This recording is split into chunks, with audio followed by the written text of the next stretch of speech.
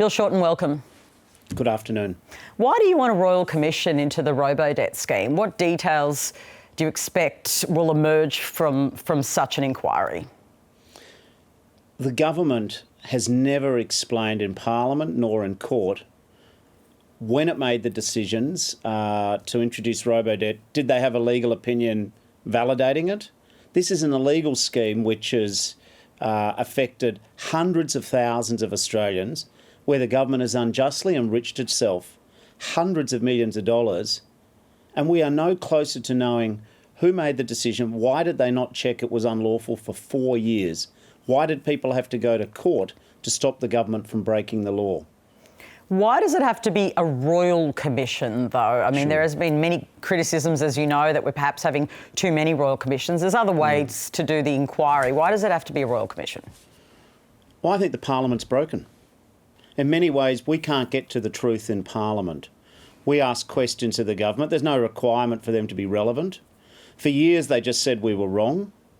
And then when we ask about court cases and when the government's finally run up the white flag and said it was unlawful in November of last year, they then hide behind, oh, this is public interest immunity. It's legally privileged. We don't have to tell you. So if the government doesn't account to the people in Parliament, if it hides behind legal privilege, like James Hardie did in the asbestos cases, the only way to break through the corporate veil of legal privilege that the government's using to hide its illegal activity is a royal commission. Nothing less than that gets to the heart of it. The court cases, the class action, which I've helped organise, the point about that is that may get compensation to people and it may discover key documents the government's been hiding from the people. But we'll never get to which minister is responsible. How can such a catastrophic mistake be made at the highest levels of our public service without a royal commission? The government will just cover it up.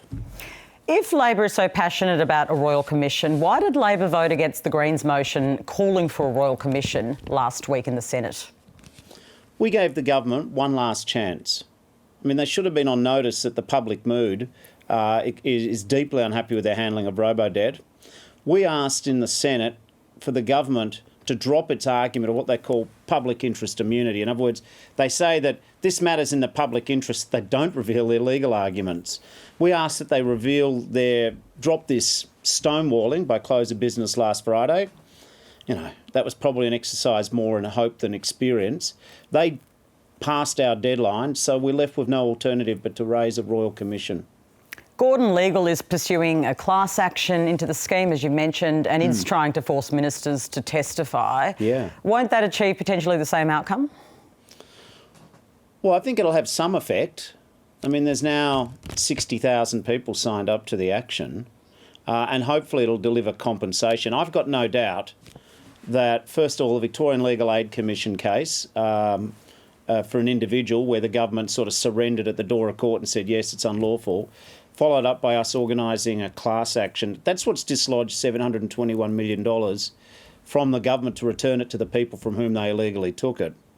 But this government's still stonewalling. The court may be able to offer compensation, but it can't suggest reform of the system. This is a government who, having been caught, has denied it for 4 years. I mean, what happens is the average Australian's recourse under social security law is to appeal when they don't like a government decision to go to the Administrative Appeals Tribunal. But the problem is, in my opinion, the government effectively neutered the Administrative Appeals Tribunal. What happened there is the Administrative Appeals Tribunal made a series of decisions in 2017. They ran up a red flag. They said, look over here, government, what you're doing is not lawful. But the government didn't appeal these cases. Now, they're not publicly on the record, so the public don't get to hear about them. Instead, in my opinion, they adopted a cunning legal strategy. If you had enough go in you to complain, if you could find a lawyer or an advocate or an MP and get to the door of the AAT, they would give you go-away money. They'd say, sorry, in your case. And all of the rest of the time, all the other people who didn't have the capacity to, fund lawyers or get MPs or, they would just assume the government was right. The government's shoveling all of this other money. So I think they've neutered the AAT. They don't answer the questions in the Parliament. The court case can deliver compensation. But Ministers Morrison, Tudge, Porter and Robert, they're all been in charge of a system which was illegal. I mean, if a bank had 500,000 illegal transactions, charging Australians illegally hundreds of millions of dollars, maybe the government would have a royal commission. Wouldn't it make more sense to hold a broader inquiry into the automation of government processes and how that's impacted also on service delivery? Oh, I've got no doubt that if you hold a royal commission into Robodebt, and let's face it, this is the king of all case studies, this has caused great hardship, that inevitably they're going to have to look at how the government rolls out digital systems. You know, increasingly around the world, people are starting to speak out about the creation of the digital poorhouse. What I mean by that expression is that the government's into poor shaming. The safety net's no longer a universal right. Instead, this government seems to say that if you're on the safety net, we're going to make you jump through a whole lot of digital information steps and scrutiny because we're not sure you are the deserving poor. In many ways, they've treated many of our Australians as the undeserving poor, and they've been doing this illegally. So I've got no doubt AI will be an issue in a broader Royal Commission on Robodebt, but you've got to have the case study to understand the problem. People have got to be responsible and held responsible for this. You've called for former High Court Justice Dyson Heydon to be stripped of his Australian honours after an investigation found he'd sexually harassed associates, but he hasn't been convicted of anything. Isn't that perhaps a denial of natural justice? Well, I'm not saying that people don't have their rights in criminal courts, not at all. But this isn't just some internet allegation. Chief Justice Kiefel has, taken a very hard job. We've learned through the media there have been extensive investigations. I mean, is the only way you lose Australia's highest honour is if you're criminally convicted? I'd have thought that if you've been found to have been someone who sexually harassed many of your staff, and that's what Chief Justice Kiefel has essentially said, why do you need another court to tell you that you should keep your AC? I mean, are Australian honours given to everyone except those who are convicted in court?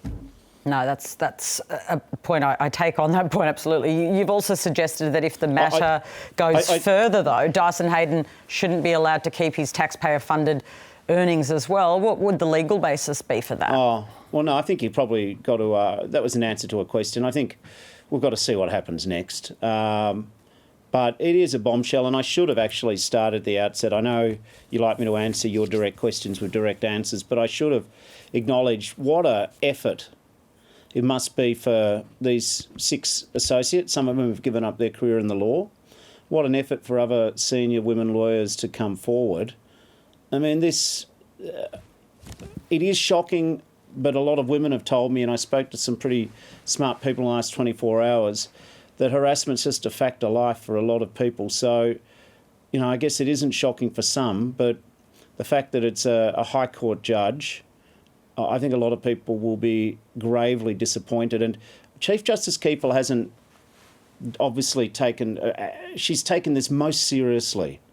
And that's why she apologised for the court. But this has been tough on the women involved, no question. No question. But what does it say? No, fair enough. You're right. I did ask direct questions on it, so thank you. But ultimately, though, what are the lessons here? Clearly, these issues around sexual harassment in the legal sector in this case, but more broadly, are systemic and very serious still in this country. All of us, all the time, have to constantly be pushing for the best possible standard. And when these people have come forward with their complaint, I think Chief Justice Kiefel has shown us the way to go. Everyone's got rights, but you must take the complaint seriously. And again, I feel for Chief Justice Kiefel. I think she's been very strong on this. Of course, the people who've been subject to the harassment shouldn't. But I think all organisations need to constantly be vigilant.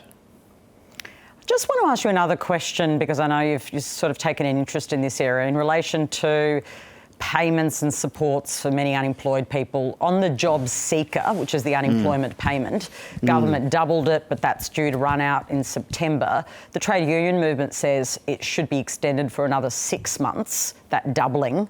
Do you think it should be extended for another 6 months, a doubled rate? That'll be a decision made by the whole Labor team. I don't see how you pull the plug on September the 25th. I just don't see how you can. The government said it will. I think it's up to the government. The government have also said that after the Eden Monero by-election, they'll work out what they're going to do in July. So watch this space. I would be amazed if the government just pulled the plug on everyone on September the 25th. A lot of people are just doing it really hard. Now, I know you can't keep paying everyone everything indefinitely, but between that sort of obviously not doable proposition and just pulling the plug on the 25th of September, surely common sense will intrude, because a lot of people are just doing it hard. We'll get out of this eventually, but the world isn't going to be the same, and there's a lot of industries, from the arts, theatres, people in the entertainment industry, travel, accommodation, hospitality, small businesses, lack of customers, the cities. Gee, it's been hard for a lot of people. Yeah, it has. Well, on that, what do you make of this spike in COVID-19 infections in Melbourne? You're a Melburnian, so am I. Bill Shorten, see each other on the streets now and then. Have people in your area stopped social distancing? Well, I was at High Point Shopping Centre on Saturday, and it's a great place to shop, but some people were maintaining social distance, but others were right in your face. You just have to say to people, please, we're not out of this yet. But people have been great so far, but I think some people are sort of just wanting to get on with their lives, and I can understand that frustration. I really can. My family's not immune to that, feeling it themselves, and it's been hard for business. But all around the world, you see the second spikes and the third spikes. So better to try and deal with this once than never properly deal with it, and it keeps coming back and back and back. So it's really hard for people, and we've just got to, I think, follow the public health science. I've spoken to a couple of Liberal MPs. One yesterday is Jane Hume, who's a frontbencher, and she says the big Black Lives Matter protest in Melbourne, even though it may not have spread the infection according to the health experts, because it didn't, sent a message that it's, okay to relax. Do you think that's what it did, that it kind of sent a message to Victorians, Melburnians, that they could be lax? Yeah, I think going to the protest was a mistake. We've told people they can't go to the funerals of loved ones. There are weddings waiting to happen. People's lives have been put on hold. So I think the issue is fundamentally very important. I've been on the record long before this about the unacceptable, the unfairness and racism within our system. But going to the rally was the wrong timing completely. Full stop. And do you also think because it sent a message on that basis? Because we know that it didn't, according to, as I say, the health advice, it didn't spread COVID, but is that one of the reasons? I tell you what, I think a lot of people are very cheesed off at the people who did go. So I'm not sure it encouraged everyone to ignore social distancing, but I think there is a genuine anger in the community that some people think that their particular point is more important than the general good. Mind you, I can understand that Indigenous Australians and supporters say, well, what does it take to get the message through about what's happening to our First Nations people here? But listen, we've come through this far together. It's not worth us dropping our guard now, when if we keep sticking together in this public health emergency, then we can do a whole lot of things that we want to do once it's over, including protests, including weddings, including going to the football. But we've just got to go the distance on this one. Your electorate is culturally and linguistically diverse. Do you think the messaging around social distancing has reached everyone? There has been criticism even from some of the groups representing ethnic communities saying that it hasn't been up to scratch. Listen, I think on balance, the state health departments have done the very best they can. I know in the early days people were caught off guard. I've got Housing Commission flats in part of my electorate, and people came to me and said there's nothing in some of the first languages of a lot of the people living there. So we photocopied hundreds of leaflets and we got posters put up. So I think in those early days, people were, scrambling, and that's understandable. And not everyone is going to go and print off a leaflet or knows how to use all the systems. But I think on balance, our state departments of health have tried to do the best they can. But I'm sure if people aren't getting the message, well, then we've just got to do better. Just finally, of course, the big story last week, and it continues to have repercussions, is the story about Labor and branch stacking in Victoria. As part of the federal takeover of the Victorian branch of the party, all voting rights have been suspended until 2023. Is that too long in your view? Something had to be done. Whether or not it goes to 2023 is another question. I know that Steve Bracks and Jenny Macklin, the administrators, are working to restore confidence in the rank and file membership role. A deep clean, I guess that's the description du jour, have a deep clean of the role. Most people in the Labor Party are absolutely fantastic and would be gutted by, some of the most recent revelations.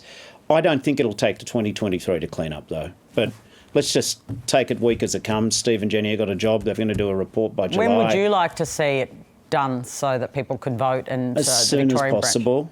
As soon as possible. Realistically, what sort of time frame can they do it in, do you think? Well, I'm not privy to all the issues that have to be resolved, but I'm sure that Steve Bracks and Jenny Macklin want to get this matter resolved as quickly as possible. In fact, I'm sure they do. You're a very senior Victorian. You're an opposition leader. Did you have a hunch about this branch stacking? Did you know it was going on?